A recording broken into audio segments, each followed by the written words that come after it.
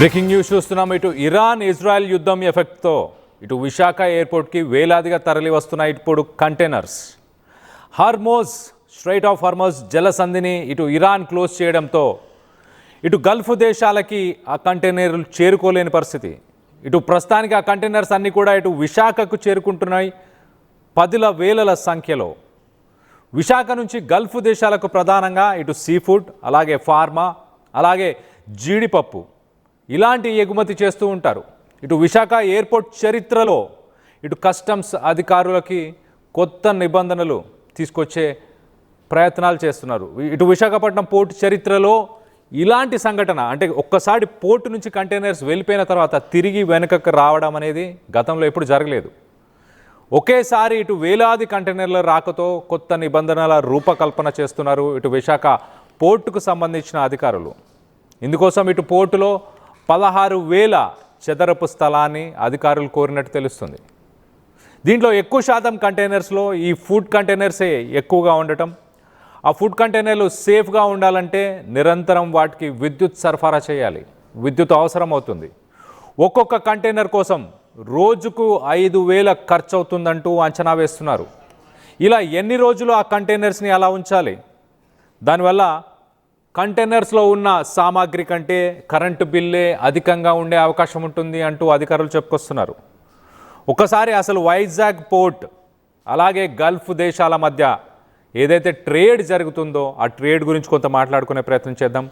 అలాగే ఇండియా నుంచి గల్ఫ్ దేశాలకి ఎలాంటి ఎక్స్పోర్ట్స్ చేస్తున్నారు, ఆ ఎక్స్పోర్ట్స్ ఎంత మోతాదులో ఉంటాయి, ఇప్పుడు ఈ గల్ఫ్ దేశాలు అలాగే ఇరాన్ మధ్య జరుగుతున్న యుద్ధం వల్ల ఎలాంటి ఇంపాక్ట్ తెలుగు రాష్ట్రాలపైన ఉండబోతుంది, వీటన్నిటి గురించి డీటెయిల్గా మాట్లాడుకునే ప్రయత్నం చేద్దాం. మొదటగా మనం చూస్తే కనుక ఇటు విశాఖపట్నం పోర్ట్ ప్రస్తుతానికి ప్రపంచంలోనే టాప్ 20 కంటైనర్స్కి సంబంధించిన పోర్టుల్లో ఒక పోర్ట్. గత ఏడాది మనం చూస్తే కనుక 80 మిలియన్ మెట్రిక్ టన్నుల కార్గోని ఇటు విశాఖపట్నం పోర్ట్ నుంచి సరఫరా చేశారు. విశాఖ కంటైనర్ టర్మినల్ విసిటి అంటారు. మొత్తానికైతే ఇప్పుడు దాదాపు 10,000 సంఖ్యలో ఈ కంటైనర్లు వెనుకకు వస్తున్నాయి. విశాఖపట్నం పోర్ట్ కట్టిన తర్వాత ఇప్పటిదాకా చరిత్రలో మొదటిసారి కంటైనర్లు వెనుకకు రావడం.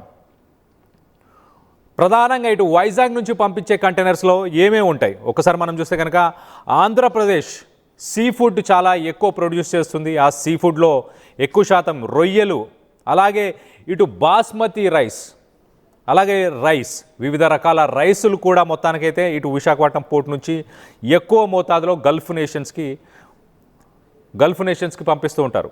దాంతోపాటు ఇటు విశాఖపట్నం ఐరన్ ఓర్, అలాగే స్టీల్కి సంబంధించిన ప్రోడక్ట్స్, బాక్సైట్, అల్యూమినియా ఇవన్నీ కూడా ఇటు గల్ఫ్ దేశాల్లో బూమింగ్ ఇండస్ట్రీ, అక్కడ జరుగుతున్న కన్స్ట్రక్షన్స్కి సంబంధించి ఈ మెటీరియల్స్ అన్నీ ఇటు మినరల్స్, అలాగే స్టీల్, ఐరన్ ఓర్ ఇలాంటివన్నీ కూడా గల్ఫ్ దేశాలకి వైజాగ్ పోర్ట్ నుంచే వెళ్తుంటాయి.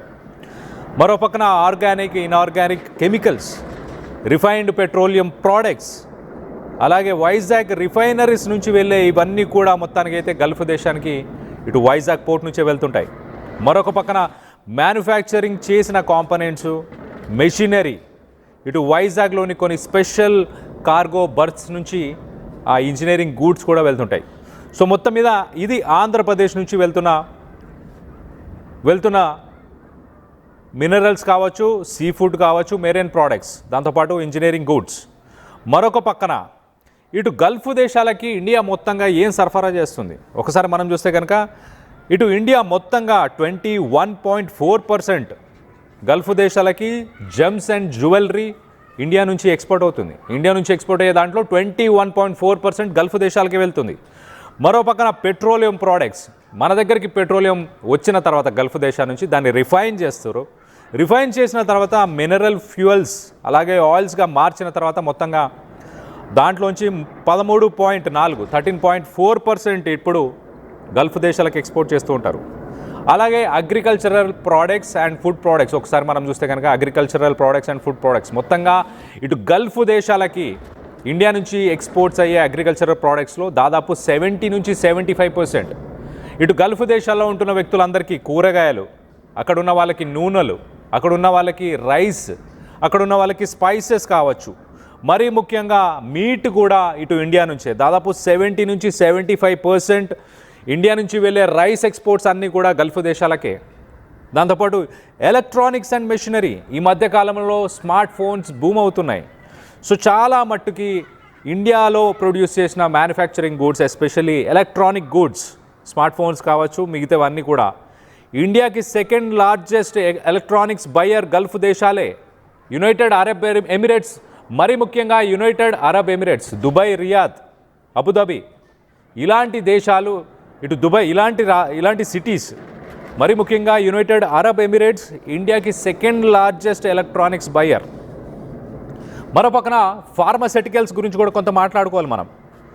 ఇండియా ఇటు ప్రపంచ దేశాలకి, America, middle east and Gulf countries, వీటన్నిటికీ కూడా ఫార్మాని సప్లై చేస్తుంది, ఫార్మాస్యూటికల్స్ని సప్లై చేస్తుంది. ఆ ఇండస్ట్రీ వాల్యుయేషన్ ఒక్కసారి చూస్తే కనుక $1.74 బిలియన్, $1.74 బిలియన్ ప్రతి సంవత్సరం.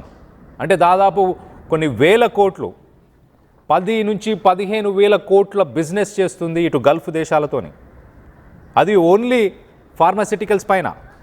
ఇటు తెలంగాణ గురించి కొంత మాట్లాడుకునే ప్రయత్నం చేద్దాం.